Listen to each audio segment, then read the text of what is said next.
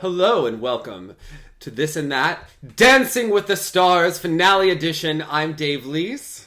And I'm Jonathan Byer. And Dave, you look so much smarter to me. Wow. Did you recently receive some award or perhaps graduate with a prestigious... Oh, yes, I did. I had my MBA graduation. So that was wonderful. Is that all? La-di-da. Yes. So that was good. So you won the real trophy this week. I'm just saying. Oh, thank you. You know, what's so funny is that I finished a couple weeks ago. So in my mind, like once I was done with that, we're on to the next thing, Jonathan. I see. But the pomp and circumstance, literally, of the event didn't happen until recently. Yes. Yeah, it was yesterday, and it was long. I mean, are you someone that enjoys graduations? I don't enjoy them. I didn't want to go to my own. So. No, I didn't either. I was like, the work is done.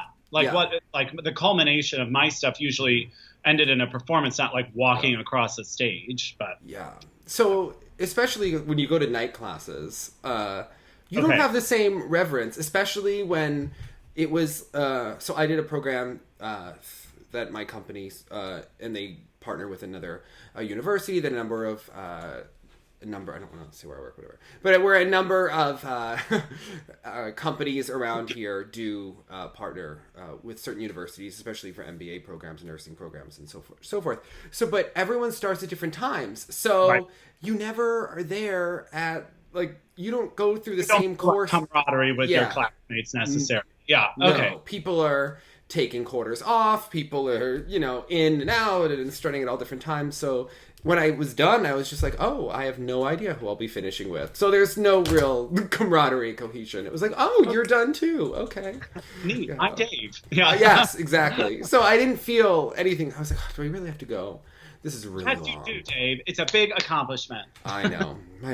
It's for other people. But then I felt a little bit like lame because now there's so much social pressure. Like, I didn't even want to go to the graduation, right? But I get there and like everyone decorated their hats. So I was just like the boring person who didn't decorate my hat and just, walked across stage. People had LED lights. Then people had like poems, they had proverbs written, they had all this stuff about strength and dignity. I had nothing. I was like... You know what, Dave? You didn't have to do that because you exude all of those things. I know, but you don't want to look like a dud when the people were really bedazzling. I mean, it was... And you know what? Good luck to them on their job interview. Yes, well... With their, scented resumes or whatever. Definitely pink and it's scented. So, well, what else is pink and scented was Tanya's first waltz on Dancing with the Stars this week, Jonathan. I got in one of my transitions. +5 now. Yeah, okay. Tanya, so she did have the raised arms, but I thought it was pretty good. It was also the quickest Dancing with the Stars has ever started and gotten into a dance. And I would like to continue this in the future because this show takes way too... I agree. I almost thought I missed it. Because I was like, wait, she's already dancing? Are they recapping? But let's just go. I don't need nonsense fluff and fake quotes and stuff like that. Just right to the dancing. And do you prefer when Tom Bergeron interviews them right there and we don't have to then go back to the skybox and... Yeah, just go away. Go away. Find a nice island. A door with no peephole and just have a good time. Okay? Yeah.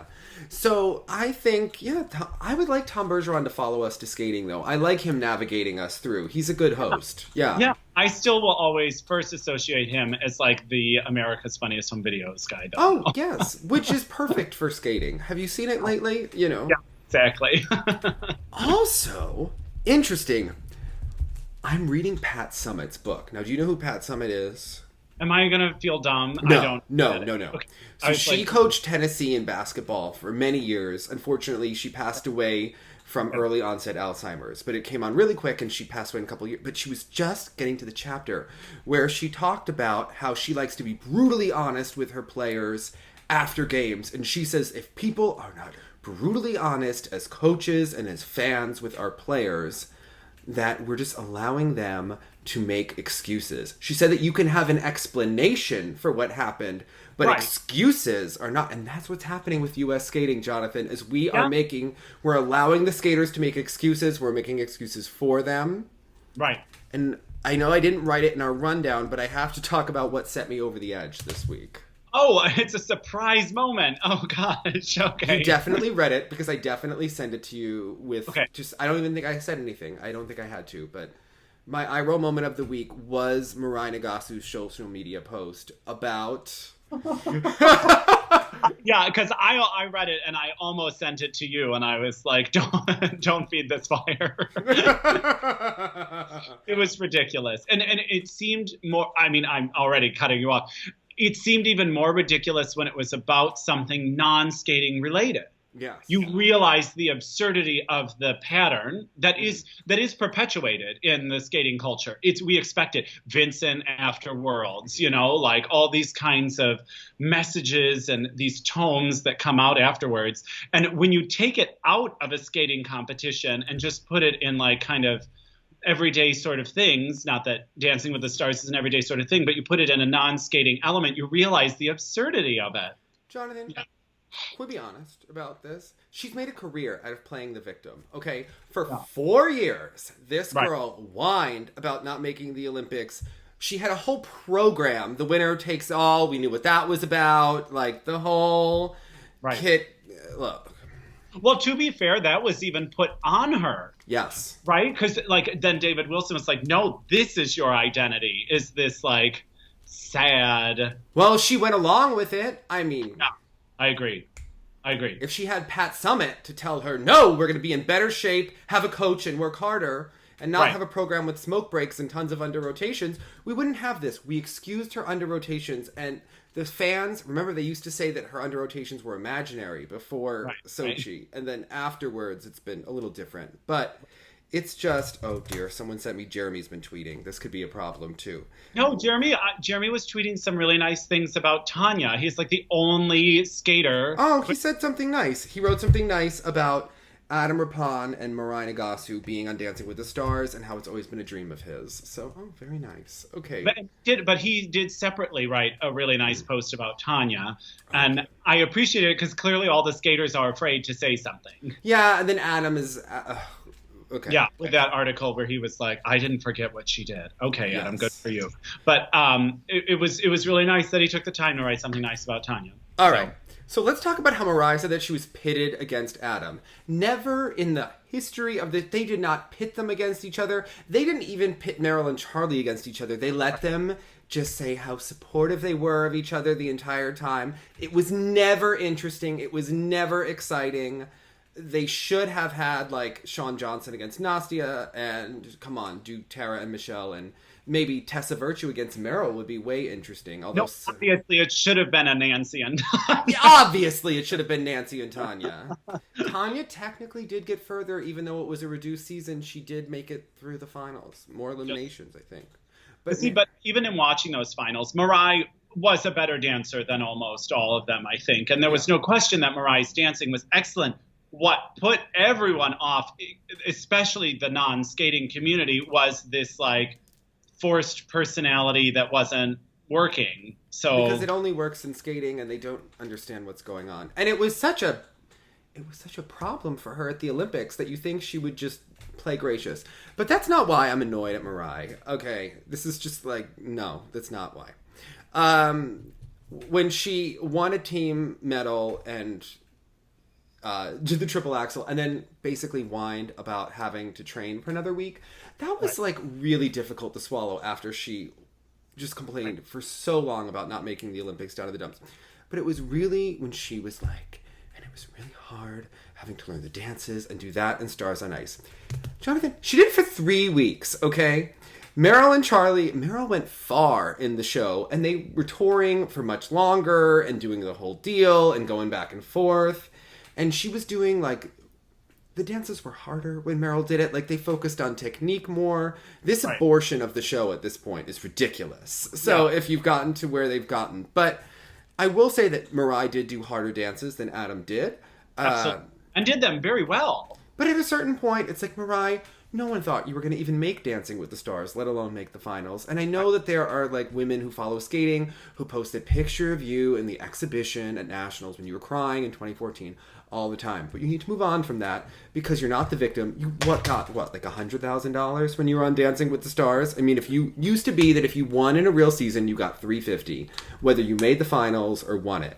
So, and I don't know if that includes an appearance fee or not, if you get, Okay. But okay. So let's say she got $100,000, Jonathan. From Tanya, because Tanya, obviously, in her career, also always the victim, Yes. the victim, and by her being quiet, Mm-hmm. not making any excuses or any victimology sort of happening in the show, she endeared herself to once in her life. And Mariah could have done the same. Adam is doing a thing that I understand why he's doing it. I wish he didn't feel like he had to do it, but he's doing a thing. Mariah needed to do a different thing. Yeah. And she would have been right there. Because, again, the dancing was very good. Yeah, the dancing was very good. It's like, Mariah, you didn't make the finals. Don't make it into a drama. Every time a skater doesn't do something, it's the biggest drama of their life. Honestly, just say it was a great experience. Would have loved to have been in the finals. Right. Rooting for Adam. All you have to fucking say, right? Yeah. You just And got $100,000. Yeah. Everyone would Put it have in loved an investment account. Put it in,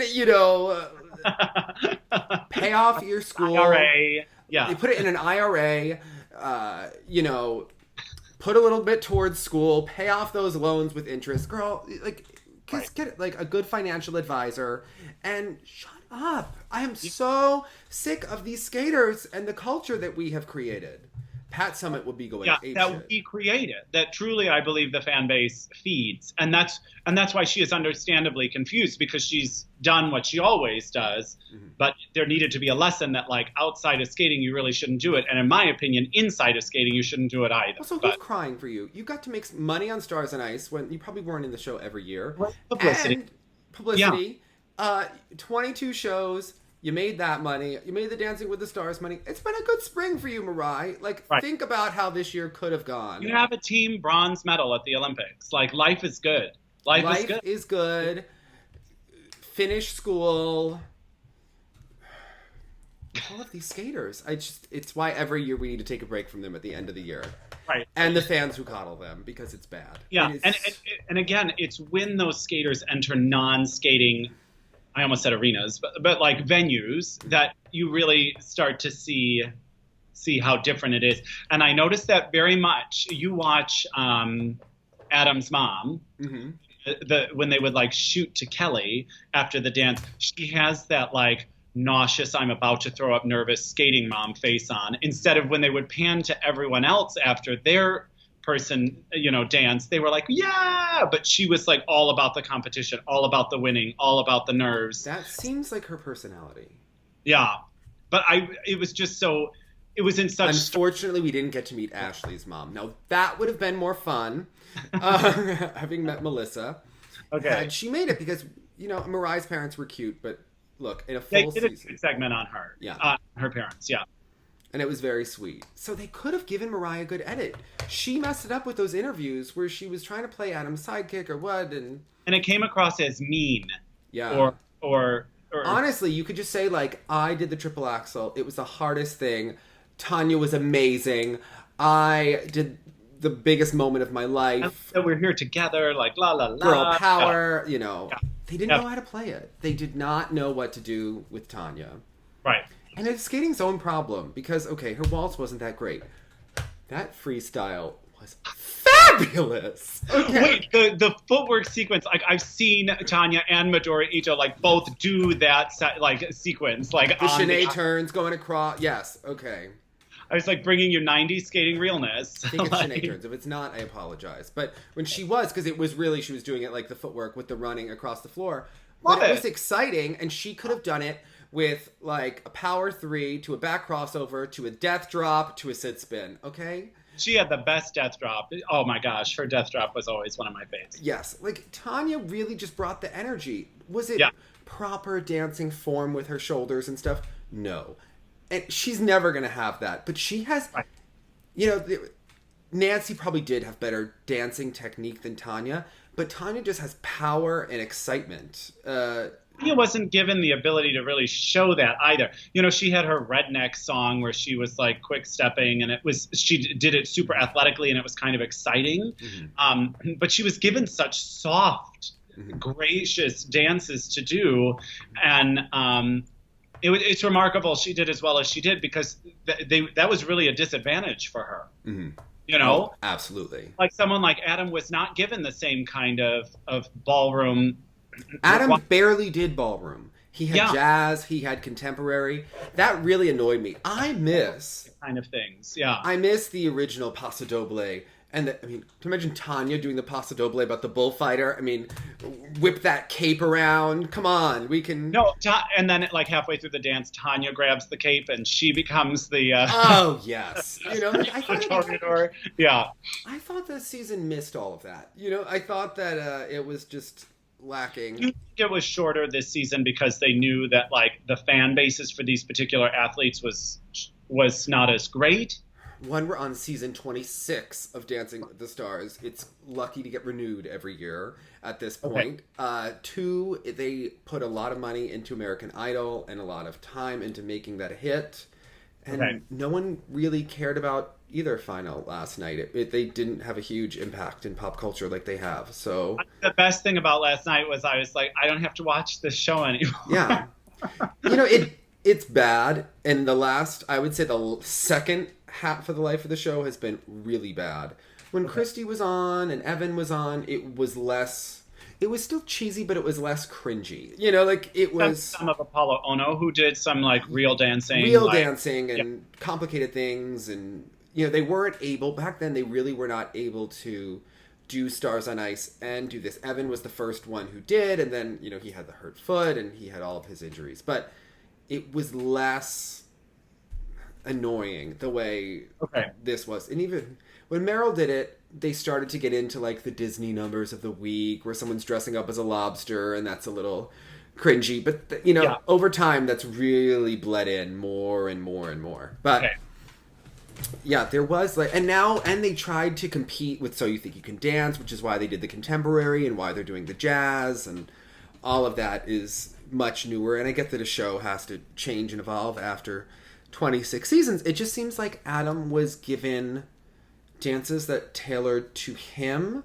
rather than having the challenge of the show, which the challenge of the show was always kind of the point. Right. And they all had to do all the dances. When I just think it's strange that Tanya's doing the quick step and the rumba. Like these elegant ballroom dance patterns. And then when she was able to break free, she made much more of an impact. Yeah. It was interesting that way. You know, we didn't... Yeah.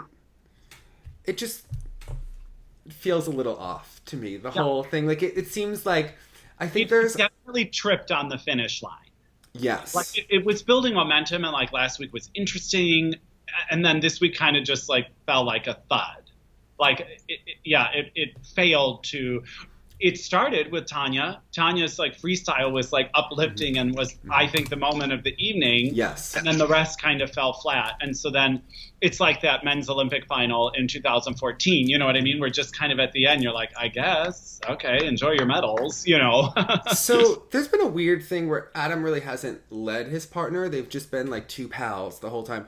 But the man is supposed to lead and dance, and he never really seemed to have to do that. And they were both of similar ability. Partner, and they very strategically made it so that he didn't have to. But usually, even when the guy sucks, because most of these guys are not as talented as Adam is, right, the girl takes a submissive role in the dance, where these just seemed like two friends dancing together, like at a wedding or something. Yeah, like he didn't seem to be leading her, and that. Like, but again, it was like they're not really doing ballroom, so when they're doing jazz, they're just kind of mirroring each other. Oh, and their rendition of Anything You Can Do, I Can Do Better. So I thought that was his best dancing of the night compared to the finale. I thought that he... And the vocals. The vocals were awful, but I thought that the dance, was itself... Yeah. I thought was a good number. He could bring that to the ice or something and adapt that. I thought that was... He did some great moves, and obviously they were skating inspired, but it was really big and open and confident, and it worked. It was confident, which then when he came out, I do have my prop. I just had to go and find this. because that was the routine, and I don't. Were you getting nervous for the Yeah, judging critique? I was. It was vaguely racist in a way, and you know what? That reminded me of a dance that you would give someone who couldn't do anything else because he was often lost in the group of it. So to me, if you were like, okay, we have someone, but they can't really do stuff, so we're going to put him and we're going to hide him this way.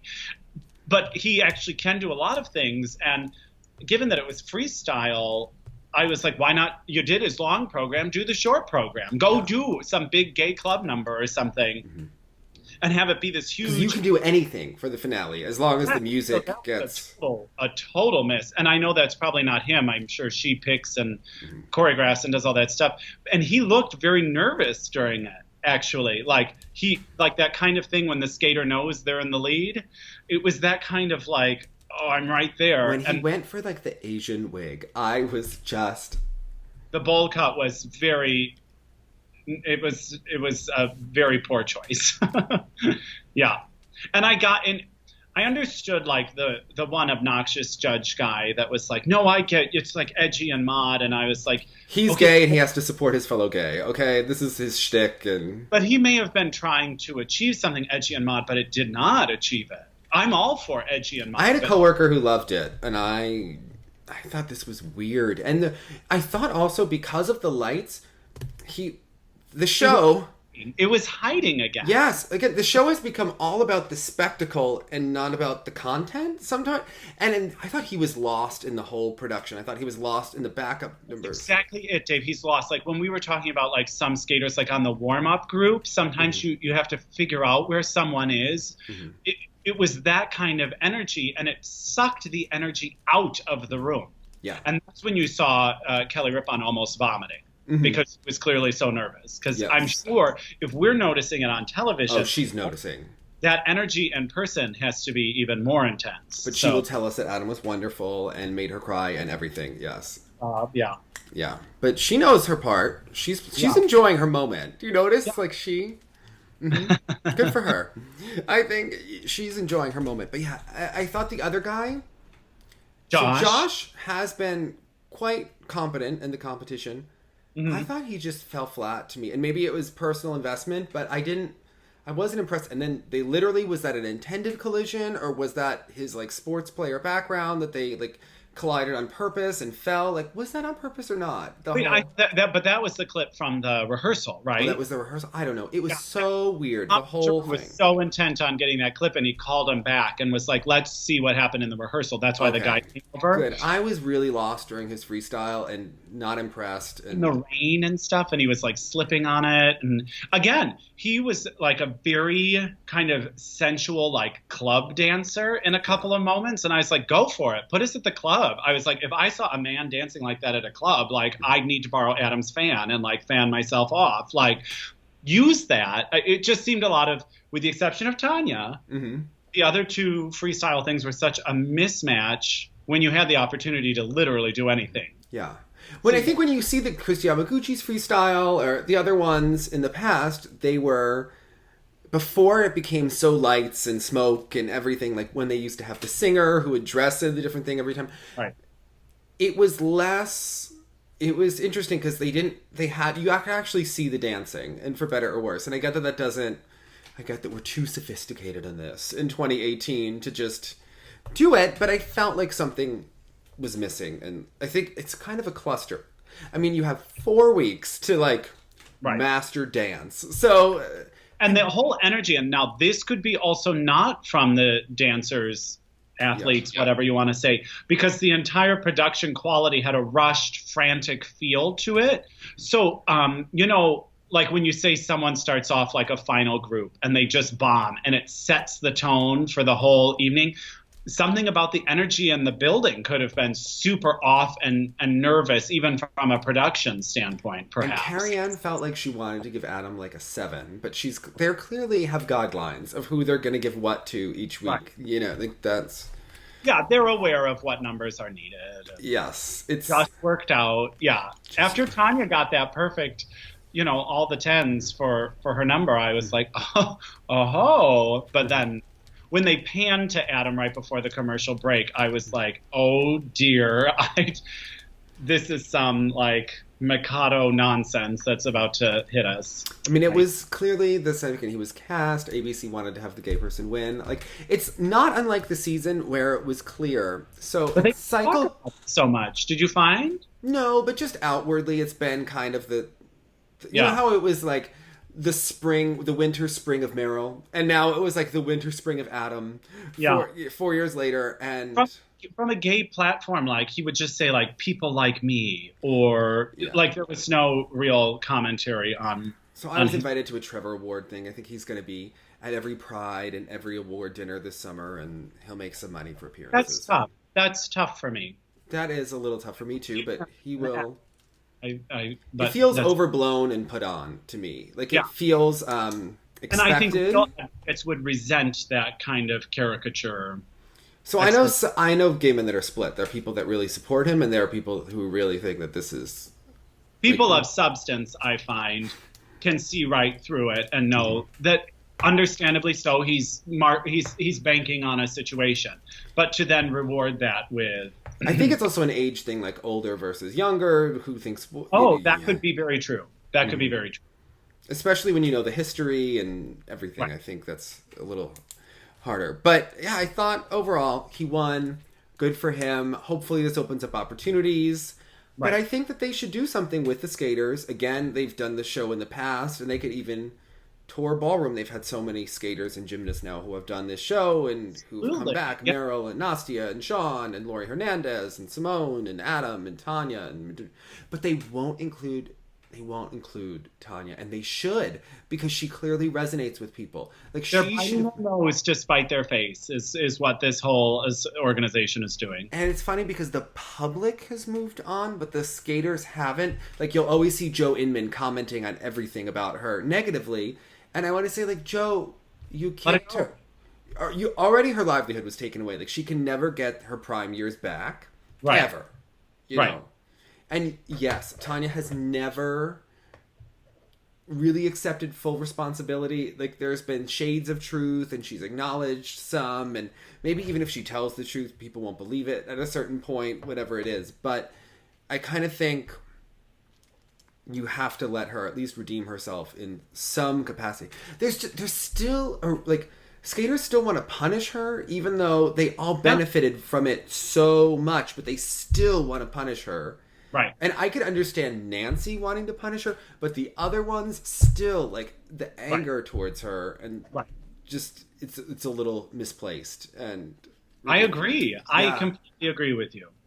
Because I think a lot of other people's mistakes. Now, this was a very serious mistake. There's no question about it. But we are talking about 1994. But, like, remember when you would hear Roz, like, be kind of, like, smarmy about it? And when she was, like, if you watch the Tanya and Nancy special from Fox, it's on YouTube. It was the 4 years later thing when they sat down, and it was very awkward with that James Brown interview. Remember, you could see Roz being like, I don't want this girl to succeed. I don't root for her to do this, but I will say that she could skate. It was like, Roz, you made more money popping double axles for 4 years after Tanya whacked Nancy. Got Nancy like that navy blue dress that cut right like the Empire waist. We all skating remember. To Beautiful Goodbye. Right. Head up with my destiny. No return. Yeah. Okay. Well, because don't you think like somewhere like at like some U.S. Nationals like back room that everyone's like, yeah, Roz, you told it like it is or something. There's this like camaraderie, Mean Girls quality and it's to like, it. Yeah, none of you would have ever even had a career if that like you would have had a modest career. And yes, skating was doing well, but Roz, you personally would have aged out and been replaced. So she really did give you 3-4 extra years. Like certain skaters, yes, you would have had a career. It would not have been as fruitful, and it would have been brief, or shorter than it would have been. And maybe it would have been healthier or whatnot. But for some people, they rode that cash cow, and how long can you punish someone for that? I don't know. They have like a repeated desire to punish, but that's normal in skating. There's a lot of anger and stolen childhoods and substance abuses going on. So, it's interesting.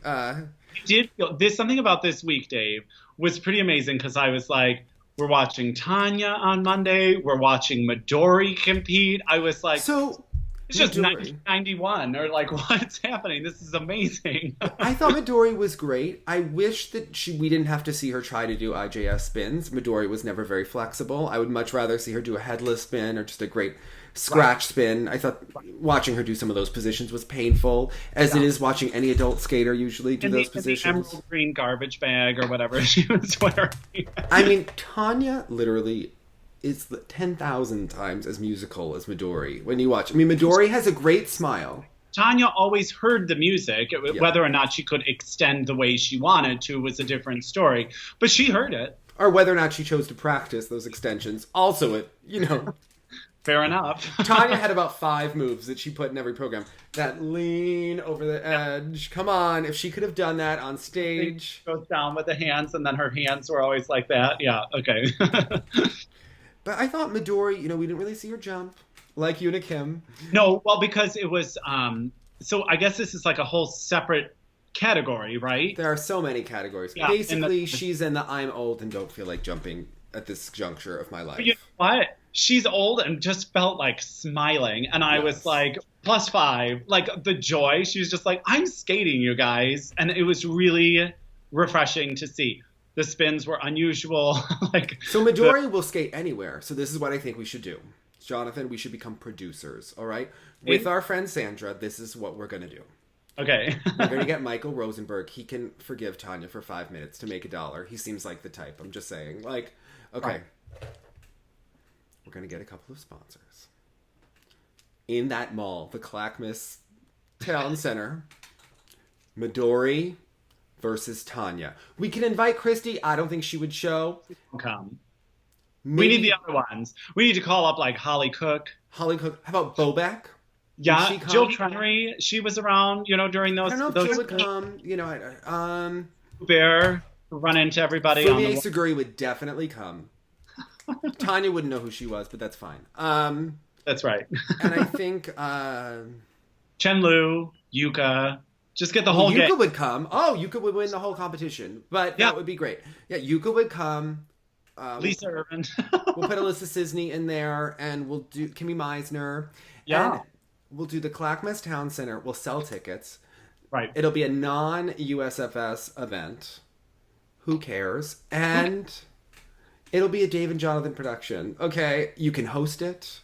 You can judge it. I heard you're judging another pageant. So Oklahoma. How many pageants is this now? 3? No, this is just the second. Oh, just the second. Just the second, yeah. But you're a regular. You're becoming a regular on the pageant circuit. What can I say? Are you hosting The Price is Right soon? Like, what's going on? That was the job I always wanted. Mm-hmm. And then Drew Carey, who seems like he doesn't even want to be there. Horrible. I want to host Who Wants to Be a Millionaire. So that would be... Oh, good. Well, you probably know all the answers anyway, so... No, but it's okay. Okay. I lost that email when I was supposed to be on Wheel of Fortune. I ever tell you that story? Oh, it went into the wrong folder. That's terrible. That's terrible. Wheel of Fortune is actually my favorite. I thought I would be quite competent on Wheel of Fortune. Yeah, absolutely. Mm-hmm. Although I think it must seem easier at home. Oh, it does. It's actually a little challenging.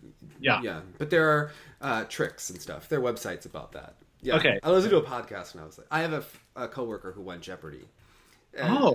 But then she lost on the second day to someone named Ted Sitting Crow. And she's very shy and demure about the fact that she was on Jeopardy. Okay. And of course I tell everyone. I'm like, do you know Denise? Yeah. Denise won Jeopardy. Lead with that. Yeah. All the time. I there's a video of her thanking everyone. I whipped that out. It's saved on my phone. Okay. She gets very embarrassed. So Denise won Jeopardy. Anyway. Moving on, I think Tanya, again, Clackamas Mall, I think Tanya could beat Midori. Oh, yeah, and Tanya is probably in better shape than ever after this show. Oh, she got in better shape in just that amount of time. Absolutely. She was good. That freestyle? Yeah. Please. She dropped a couple pounds. Athletic, yeah. Mm-hmm. And she wasn't even wheezing that much afterwards. Was not wheezing. She was ready to go. For her moment, she could wear that dress again, too. I liked it. Yeah. I liked her coming down on the thing. That was amazing. Okay? Yeah. It felt like a Make-A-Wish Foundation situation where she was just, living out her fantasies. It was Vegas. It was over the top. It was, And she loved every minute of it, genuinely. Genuinely loved it. Yeah. She still has the same reactions, and you saw her go like as if she had just landed the triple axel. Yeah. Loved it. You know? Our friend Tanya is a little bit special, and that's why we like her, okay? Yeah, exactly. Some people don't get it, and maybe they don't get camp. You know, that might just be... You know, and I don't know how to help you. I don't know how to help you. Other things that trouble me this week. You know I'm a big Carolina Costner fan. Long time. Jonathan, at what point do you pull the plug? I know. So the Italian papers announced she is coming back next season. Jonathan, at what point do you tell Leonova, like, you can't keep doing this? Right. No. Well, you know, she's probably getting the message. She won the short program at Worlds. Like, does she feel like only she knows what her post-Olympic Worlds, Jonathan? You know, I know. Like, again, I love her. What would she do otherwise? Well, you could hope. Well, I guess she didn't do Yuna's show. Was she there? I don't know. But this is why we have to not be honest about Yuna skating to encourage her to keep performing. So we have to keep, because we're all excited to see her. We need to perpetuate this, so that way we don't have these Fumie Saguri careers, because they're painful for everyone to watch.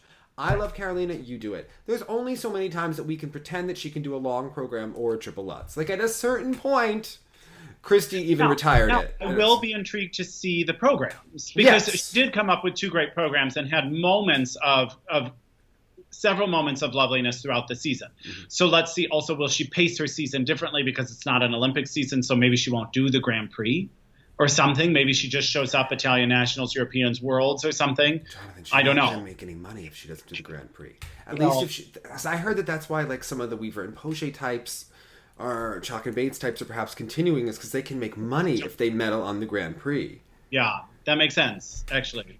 And then they have sponsors, and she's quite big in Italy. I think at least in skating. But come on, I mean, when you go past Europeans, I mean, some of the European skaters don't feel the need to go to Worlds. Like Javi is considered maybe competing at a Europeans again, but not doing Worlds. And right.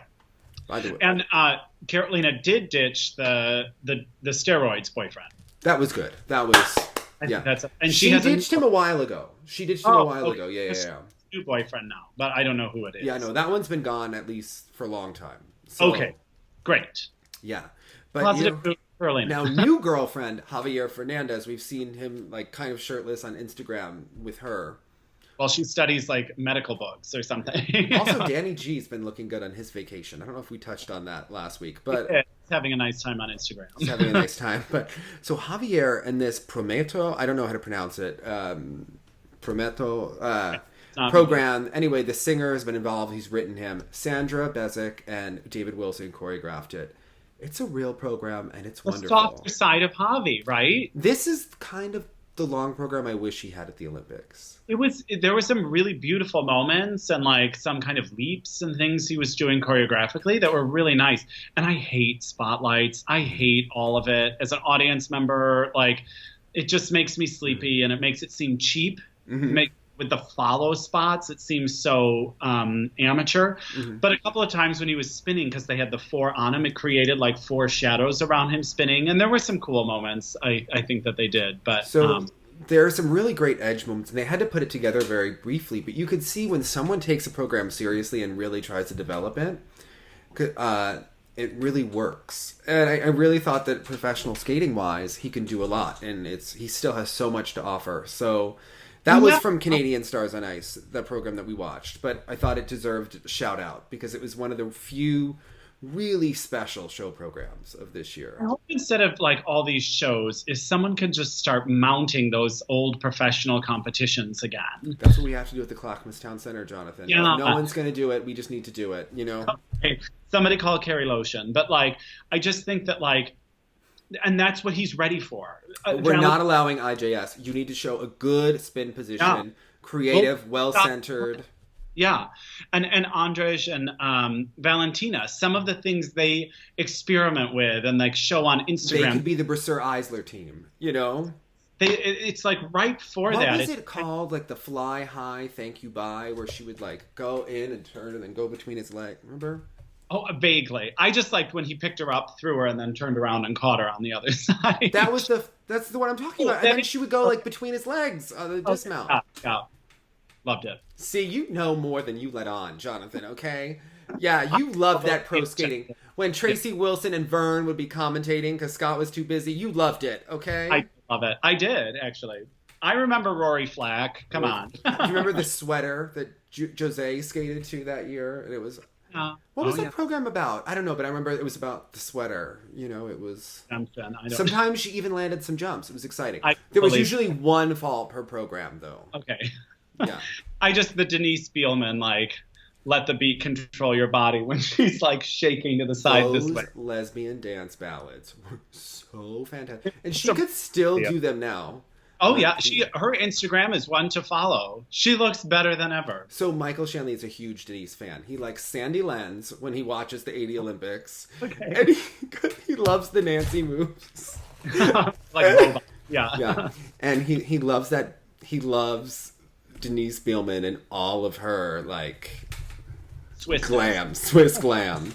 And apparently she had a sister. Does anyone have videos of the sister? Apparently there was an older Karen Kwan situation going on. Oh, okay. Rumored. We need to look into this. Someone said that to me and I was like, I didn't know that. Is that true? Research. Yeah. Okay. We need to interview her. I think we need to definitely... She'd be working out the whole time. She'd be like running in place the whole time. And is her mother scary like Surya is? Or did we just assume that she was scary? I think we assumed. We don't have any, like... I didn't know of any... Like she kind of gave me like Frau Mueller vibes to her, like intense. It was an intense like aura for sure. Because when Denise would skate to the operas and they would try to make her artistic for the World Pro, it always seemed made me nervy. You know, like I never felt like they were happy with their marks, and it was right.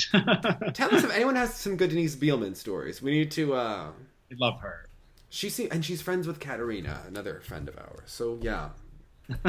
She could perform. Oh, of course. Or she could judge, you know. Yeah, she could just be around. Yeah. She could just be a friend. Be herself, you know. Yeah, exactly. Okay, so let's talk about all that skate. Yuna's performance. So a lot of ice, a lot of fog. A lot of... Very happy to see her on the ice again. Uh-huh. And you can tell from the crowd reaction, still a crowd favorite. And they appreciated like the ice dancers tremendously when they were performing. Yeah. They knew every lift. They were going crazy. Tough because it was such a small ice surface. Yes. Like, because we watched Tessa and Scott do the Rock My World or whatever it was. And you could tell that was not designed for that surface. Or at all. But the Moulin Rouge, when they did Moulin Rouge as well, and you could see them being like, oh my gosh, like we can't even, you felt that they were restricted, understandably so, by such limited ice. And that's something that's always been tough for me when you see some of these shows and people like must pay a lot of money to sit practically on the ice. The one thing I'll say is that their Rock My World did have more content in it. A lot of times ice dancers... We've seen this ever since the age of Tanith and Ben when they were skating together and living in different coasts. The ice dancers really have the most slapped together programs, which is so unfortunate because ice dance is hard in a show, like what's going on. Sometimes it's either great or it's awful. Achieve that intricacy if you're always on tour and not training new show programs. And then in those lights, I would think a lot of that stuff would be rather difficult. Unless you're like a really Renee Roca unique kind of person. She had some cool stuff, or Torval and Dean. Some of them... Even Marilyn, we have to be honest about Marilyn Charlie. I know you're friends with like the ice dance group of adults, but Marilyn Charlie has been phoning it in for some time when Meryl has really been catapulting her career. Well, tough when it doesn't really require the full attention. How can you give it a full attention when you're on a tour for 2 weeks? And yes, Marilyn Charlie put on some lovely background music, but let's be honest, they are still doing the same sections and lifts of their programs. We see mishmashed and recycled, and it's like, oh my god, when you're doing the end of Scheherazade in every program. Right. And sometimes they do a weird thing where it looks like they're kind of like ballroom dancing on the ice, like they're going back and forth, kind of dancing on top of the ice, rather than skating, because you could tell they're probably not in shape to like skate full out, but they're good. And it's hard. It would be hard for me to justify the kind of training for such little payoff or for such brief. Because they are like personalities. They make money in a myriad of ways, whether it's hosting and this and that. Right. And yeah, I mean, she's done a great job of her career managing it. Like, he's really impressive. He just looks, he's moved on from the skating. Although they did, have a better number this year in Stars and Ice, but a lot of times over the last 4 years.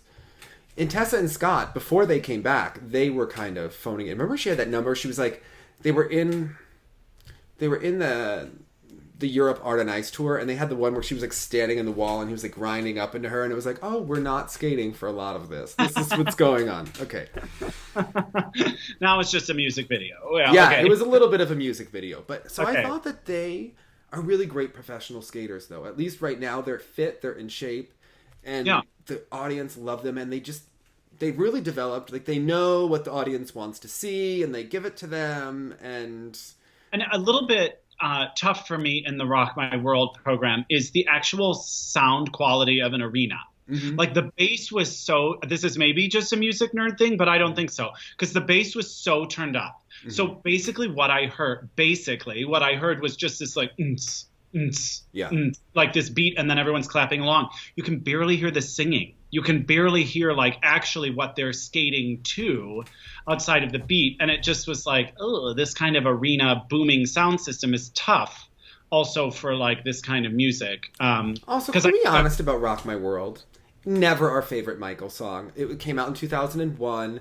And it was the kind of single where you're like, oh, it's nice to hear him back. And yet I'm still weirded out by him. And yet... Yeah, we're in vintage Michael outfits, seemingly, to me. Like, I thought it was going to be like a fun throwback Michael program. And I guess they can't do Scream because Jamie and David did that. And that's Tessa's ex and all of that. That's, like, weird. But I think,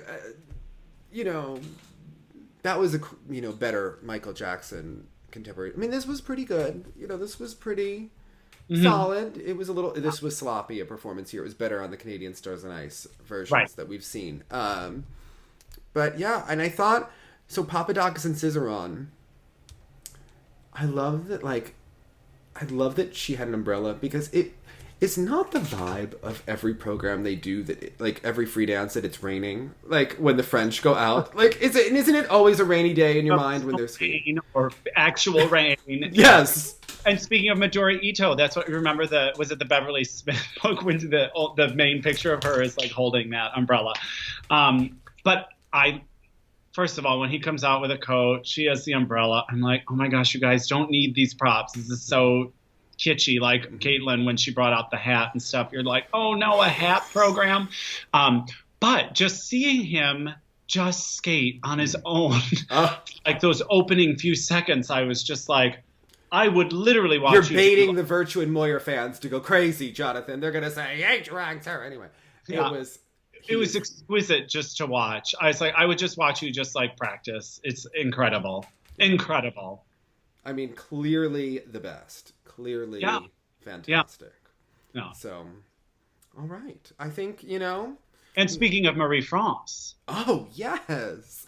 What about Marie France this week? Well, we saw on Instagram that Deanna and Nate have their new program from them. Now, I pestered both Deanna and Mr. Peterson to use Marie France for them, because I'm like, you need it. Be those people. Be the frontier bravers that are using her in the States. I agree. Mm-hmm. Set yourself apart that way. Like Megan said, like, what is going to set them apart? And like this choreography could do that. They did not announce, as far as I know, what the music would be. So I tried to get it out of her, and she's tight-lipped. And she just said it's a throwback, like I am.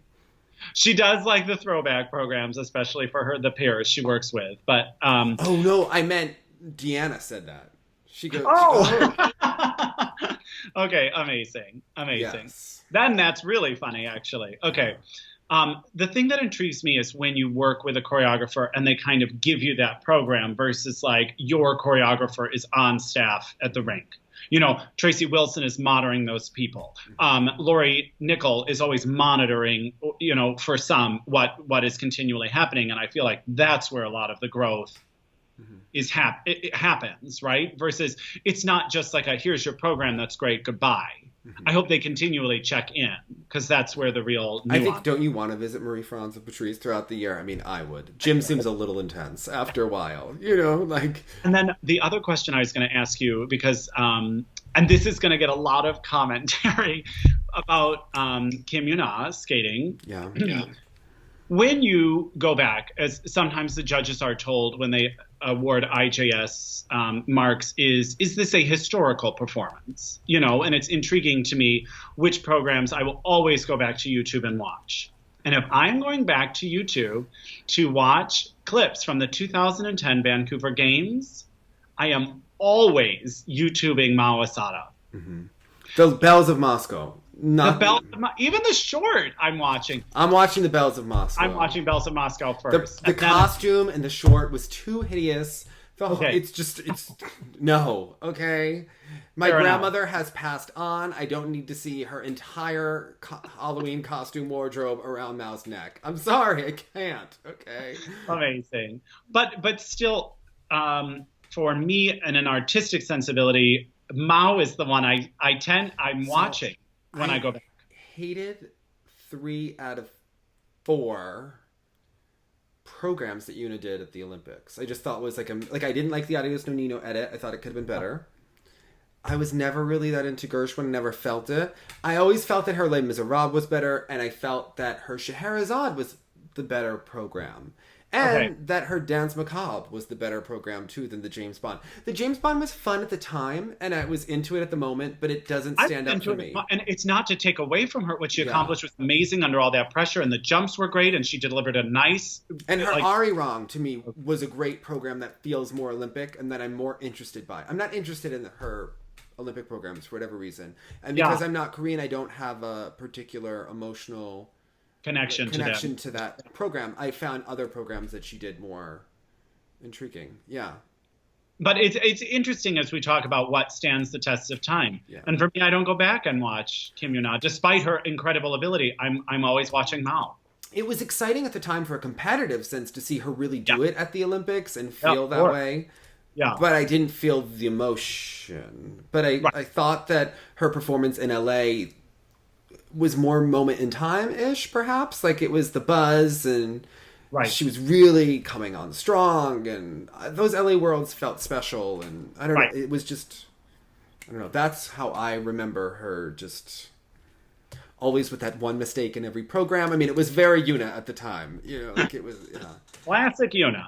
Okay. So, like, here, I thought that she was, look, I think that if she continues skating, she could do some good performances, you know? Yeah. I mean, half of the job for her is to show. Mm-hmm. I think. Something about the aura. Don't you like how she always is so, like, she always picks, like, her favorite skaters to be in there? Like, the A-list ones, like, you can tell. Absolutely. If you get an invitation to Yuna's show, it's like, oh. A stamp of approval. It's like being in Oprah's book club. Yes. Yes. You have that Yuna seal of approval. Yeah. Yeah. Like, and her mom approves of you. And I think it's nice to see how she really does, like, one, it's very important to her brand, but she really does always give opportunities to the developing Korean skaters. Even, like, the second and third place Korean girls in her day who were not talented skaters. Right. We knew who they were because of her, and then she gives Yoonsu, who has talent coming up. So I thought that was a real opportunity. It's very noble. Yeah, I think it's really great. Yeah, I think it's... So again, whether or not she's at her peak is besides the fact, because the work that she's doing is important. Mm-hmm. I think. Yeah. So hopefully they do like a winter one. Look, if this is what she's going to do, and she doesn't even need to jump, and she just needs to do an Ina Bauer and a spiral and some spins, like, out of the mist, Yuna in the mist. She can go on vacay and come back and make a lot of money and support skating, and do great things for the sport still. Yeah, absolutely. It was an intriguing conversation when David Wilson was talking about it with you, about what she could do for the sport still. Yeah, I think I'm all for it. Yeah, absolutely. And keep David happy. He was, like, genuinely hurt by that. You could tell for... Oh, yeah. Disappointed, understandably so. Yeah, but obviously the things behind closed doors were happening. I don't know how much of I just think she was so burnt out. So... Yeah. I think anyone would be with that amount of pressure. Most people, I And think. that kind of saturation in her Yeah. country. You know what I mean? That's got to be exhausting. Again, which is why her Olympic performances were astonishing. But again, just from an artistic standpoint. Now, did you watch the royal wedding? You know, I watched enough clips of it. I wasn't going to get up at 4 a.m. to just watch, you know, whatever. Although I did like the Givenchy. I know people thought it was like too matronly or something. And No, the it fit just wasn't fitted. Like, it looked like she crash dieted before the wedding. And so La was saying that usually your last fitting is 3 weeks before.